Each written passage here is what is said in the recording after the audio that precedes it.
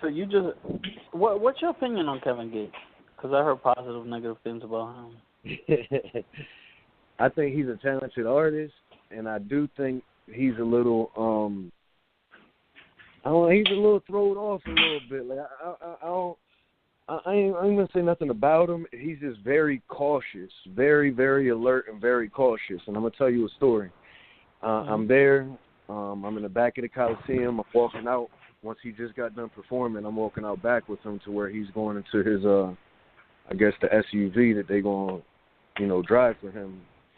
And there's like 3 females trying to take a picture with him, and he wasn't really for it, so he had said nah, and they looked all sad. But one of the guys that was with the female, tall promoter guy, he was like, yo, can I get a pic? So then Kevin Gates said, all right, come on, man, kind of reluctantly. And then the guy waved the girls over to join in the pic. And then Kev was like, ho. I didn't say you can invite them.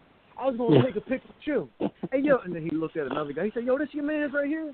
And the dude was like, yeah. And he said, yo, man, I'm going to tell you right now. I said I was going to take a picture with you, not them. Don't do that. And, yo, the guy looked so – and I ain't even word for word. If I could remember exactly verbatim what he said, it would have been even way more funnier. Like, when he said this shit, the guy was shook. Like, the guy's taller than Kev. He a lot taller than Kev.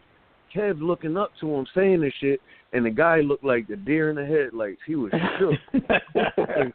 Oh, shit. So then Kev took the picture with him. The picture looked crazy. You could imagine what the picture looked like. The guy looked all and I guess Kev started feeling bad because then the girls were like, oh, that's crazy. You know how females is like, oh, that's fucked up. That's crazy. So I guess he felt bad. He turned around. He's like, come on, ladies. And then he took a picture with them. And then the ladies were happy. And then now I'm kind of like, damn, should I even walk up to this dude with this fucking Capone? You know what I mean? I don't even know if I want to walk up to him the way he's snapping. So I walk up to him and I was like, yo, got these Capones, this, that, and the other. And he was like, I don't smoke tobacco. And he said it with like a lot of intensity, like, I don't smoke tobacco. I was like, damn, all right. I was like, well, yo, you could roll these blunts up too. I got the blunts that you could roll up with. And then he just looked at me. He didn't say anything. He just looked up and looked at me like as if to say, I already told you. And I was like, all right. I just handed his bodyguard a little bit of everything I had, and I was like, if you get a chance, try them out. Here go my card. Hit me back. And that was it. He was definitely like one of those artists that you weren't going to feel comfortable walking up to, smiling like, yo, let me get a pic, man. Like you would have walked up to him like a little more reluctant and cautious, even if you would have asked for a pic. Yeah. I mean, I can understand them. That's a crazy, funny story, though. But I can understand to a certain degree, you know what I'm saying? And even you yourself, I'm pretty sure you have a different level of notoriety now. I'm pretty sure there's people who notice you out of nowhere. And that probably wouldn't have been like that before. But when it comes to these other celebrities, not only they have to worry about fans, but you got all kind of jack boys everywhere, and in his case, you're dealing with a situation where a female, he had that whole situation with kicking the chick, and so ain't no telling, how much of that is really on his brain, you know what I mean? I can definitely understand being a little cautious with that, because I've worked with up-and-coming artists in New York, and a few times we had to go down south for different runs, you know what I'm saying, to do shows and stuff. And not all situations feel that comfortable. And when you a street dude like myself, like I would not, and the guys who was with me, we had to slowly start to learn how to deal with people walking up like that, because most of them really just don't want a picture. Some of them just really want that, or just want the opportunity to shake your hand. But you coming from certain environments, your brain don't work that way, or you going through things that see you, So, I could get it to a certain degree.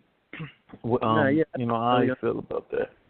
Yeah, I definitely understand. I remember I had just went to this DJ Khaled cruise, not this summer, the one before, trying to meet him, do business with him, and after the cruise, I was smoking with somebody somewhere on Ocean Drive. A guy that brought me some green, and he was telling me about Khaled. And I was like, yeah, he was cool. He was just like really, really cautious. You feel me?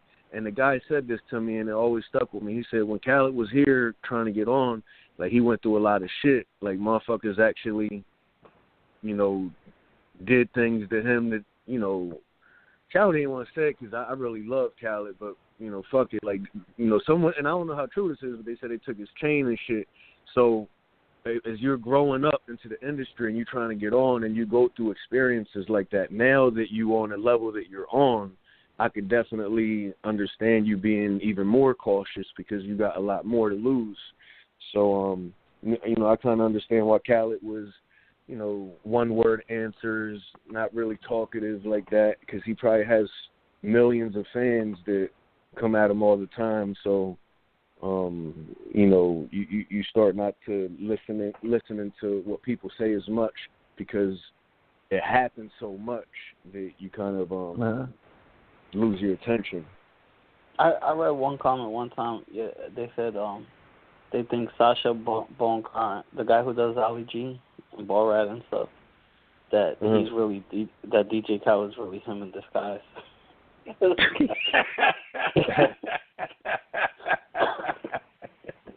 That's funny. Wasn't that dude just at John John's bullpen battle league battling somebody? Who's that? I don't know.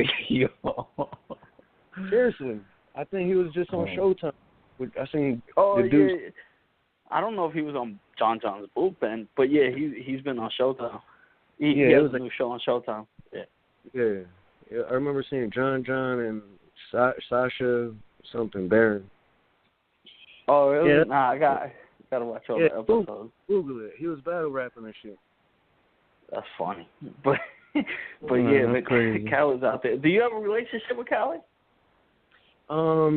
No, I don't think I could say the word relationship. He knows who I am. I tried to do business with him several times. In Houston, I went down there to try to meet him, and he left early. It was in February.